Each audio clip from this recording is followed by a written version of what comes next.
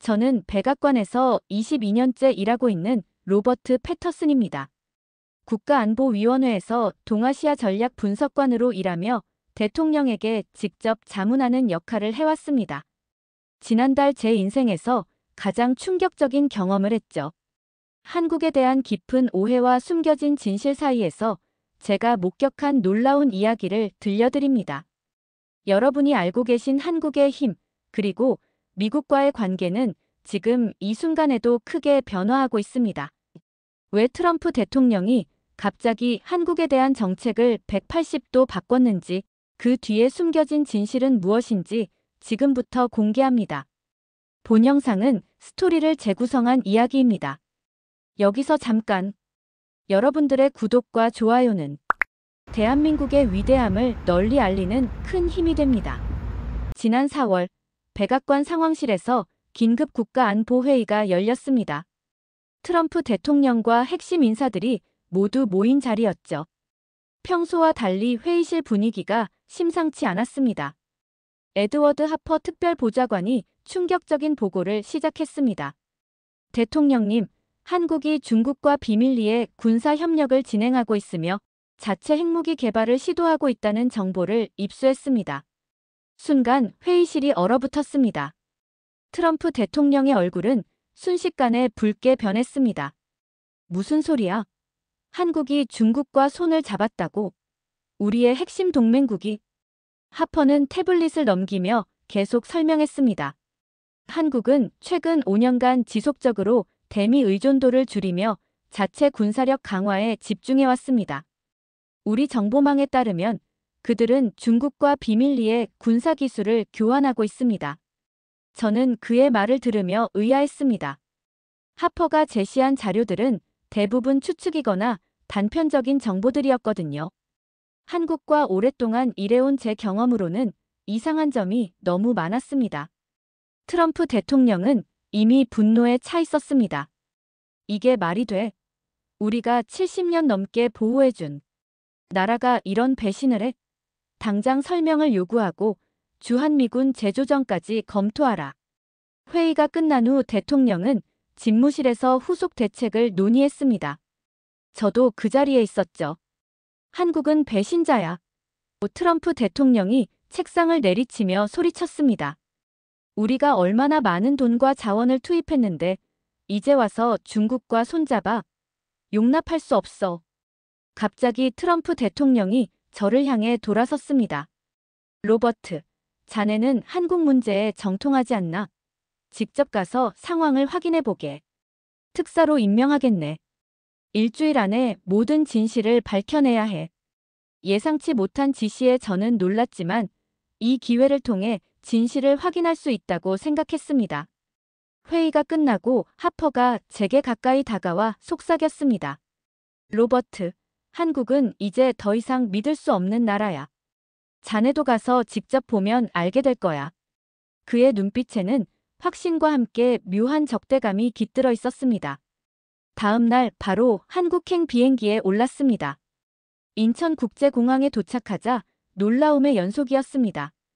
인천공항은 미국의 어떤 공항보다 현대적이고 효율적이었습니다.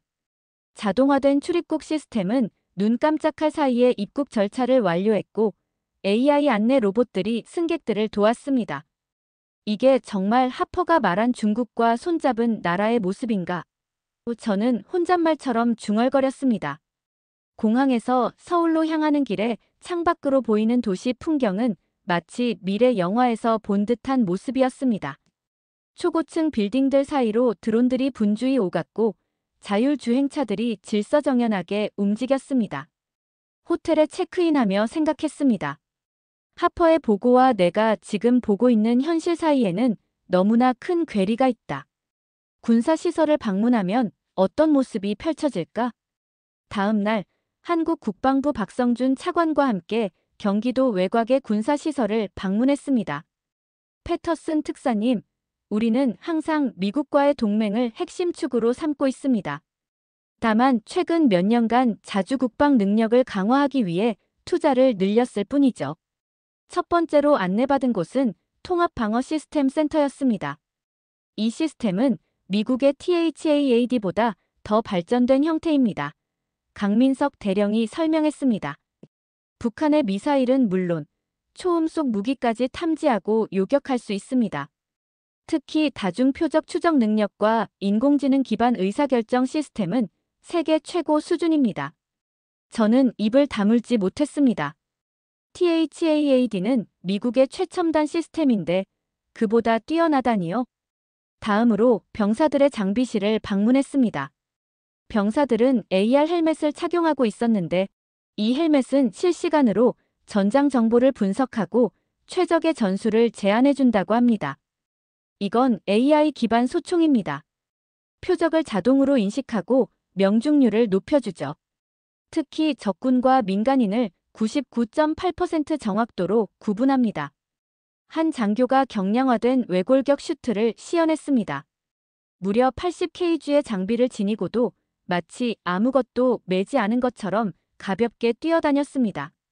저녁 식사 자리에서 박 차관에게 물었습니다. 혹시 미국 내에서 한국에 대한 오해가 있는 건지요? 저는 솔직하게 말했습니다. 일부 보고서에서 한국이 중국과 군사 협력을 하고 있다는 주장이 제기되었습니다. 심지어 핵무기 개발 의혹까지요. 박 차관은 충격을 받은 듯 했습니다. 그건 완전한 거짓입니다. 우리는 비핵화 원칙을 철저히 지키고 있습니다. 그리고 중국보다는 미국과의 협력을 훨씬 중시합니다. 방문 3일째, 한국의 첨단과학기술연구소를 방문했습니다. 데이지 킴 박사가 이끄는 이 연구소는 민간 기술과 군사 기술의 교차점이었습니다. 이것은 우리가 개발한 양자 암호 통신 시스템입니다. 어떤 해킹 시도도 불가능하죠. 시연을 보는 동안 저는 경이로움을 감출 수 없었습니다. 이 기술은 미국에서도 아직 실용화 단계에 이르지 못한 것이었으니까요. 다음으로 초전도체 연구실을 방문했습니다. 우리는 작년에 상온 초전도체 개발에 성공했습니다. 장원석 연구원이 말했습니다. 이를 통해 전력 손실 없이 에너지를 전송할 수 있게 되었고 군사적으로는 전자기 무기 개발에 혁명적 진전을 이루었습니다. 마지막으로 방문한 AI 연구센터에서는 군사용 인공지능 세이지를 소개받았습니다. 이런 기술들이 중국과 공유된다는 증거가 있나요? 저는 조심스럽게 물었습니다. 절대 그럴 수 없습니다. 이 기술들은 국가 최고 기밀이며 중국은 오히려 우리의 주요 경계 대상입니다. 다만 동맹 차원에서 미국과는 일부 공동 연구를 진행하고 있죠. 그 말을 들으며 저는 하퍼의 보고가 단순한 오해가 아니라 의도적인 왜곡이었다는 확신이 들었습니다.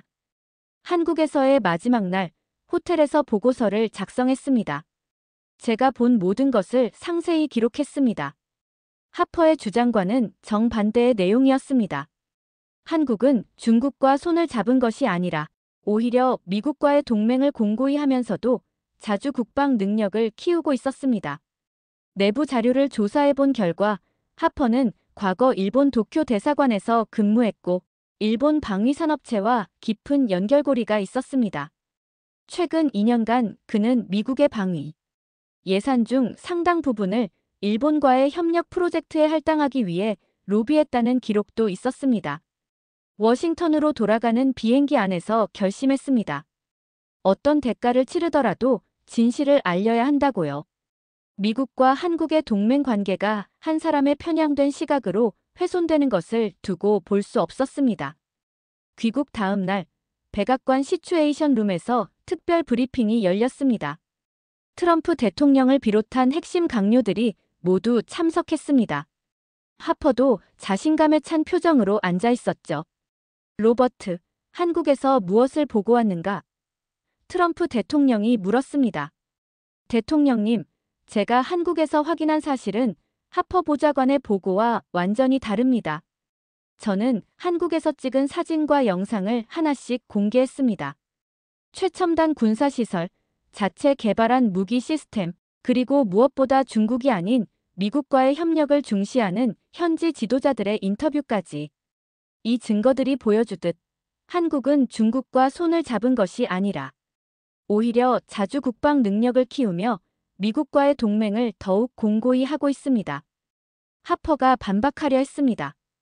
패터슨 특사가 본 것은 한국이 보여주고 싶었던 것뿐입니다. 당신의 정보원들이 누구죠? 하퍼 보좌관. 저는 그의 말을 자르며 물었습니다. 혹시 일본 방위산업체들과의 관계가 이 보고에 영향을 미쳤습니까?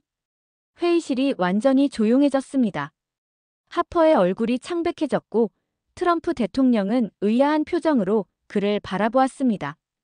회의가 끝난 후 트럼프 대통령은 저를 집무실로 불렀습니다.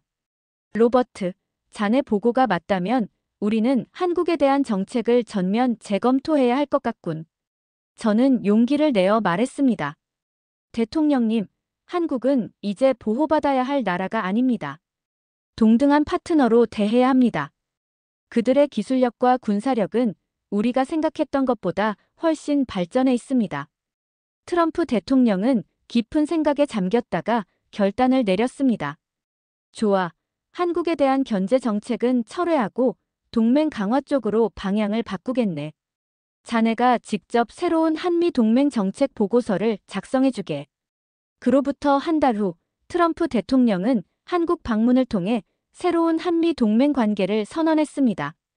저는 새롭게 임명된 동아시아 안보 특별보좌관으로서 방문단에 동행했습니다. 하퍼의 경우 내부 조사 결과 그가 한국에 대한 왜곡된 정보를 의도적으로 퍼뜨린 것이 밝혀졌습니다. 또한 일본 방위산업체로부터 부적절한 이익을 받았다는 증거도 발견되었습니다. 알고 보니 하퍼의 한국 혐오는 더 개인적인 이유에서 비롯되었습니다. 그는 과거 한국에서 사업 실패로 큰 상처를 입었고 그것이 한국에 대한 개인적인 적대감으로 이어졌던 것입니다. 서울에서 열린 정상회담 자리에서 트럼프 대통령은 놀라운 발언을 했습니다. 한국은 이제 미국의 보호를 받는 나라가 아니라 함께 글로벌 안보를 책임지는 파트너입니다. 우리는 한국의 발전된 군사력과 기술력을 높이 평가하며 앞으로 더 긴밀한 협력을 추진할 것입니다. 회담 후 한국 국방부 박성준 장관이 제게 다가와 악수를 청했습니다. 로버트 특보님, 당신이 아니었다면 우리 두 나라는 심각한 오해 속에 빠질 뻔했습니다. 한국인들을 대신해 감사드립니다. 저는 미소를 지으며 대답했습니다. 제가 한 일은 그저 진실을 전달한 것뿐입니다. 한국의 진짜 모습, 그 놀라운 발전상을 미국 국민들에게도 알리고 싶습니다. 박 장관은 진지한 표정으로 말했습니다. 우리는 오랫동안 미국의 보호 아래 있었습니다. 하지만 이제는 스스로 서서 함께 어깨를 나란히 할 수 있게 되었습니다. 이것이 진정한 동맹의 모습이라고 생각합니다. 한미 정상회담 이후 양국 간의 기술 협력은 급속도로 확대되었습니다. 이제 한미 관계는 종속이 아닌 진정한 동반자 관계로 새롭게 시작되었습니다. 여러분, 한국의 진짜 힘은 이제 세계가 인정하는 현실이 되었습니다. 이 이야기는 한 사람의 용기 있는 진실, 추구가 어떻게 국가 간 관계를 바꿀 수 있는지 보여주는 증거이기도 합니다. 때로는 기득권과 맞서 싸워야 할 때도 있지만 진실은 결국 승리한다는 것. 그것이 제가 이 모든 여정을 통해 배운 가장 소중한 교훈입니다. 감사합니다.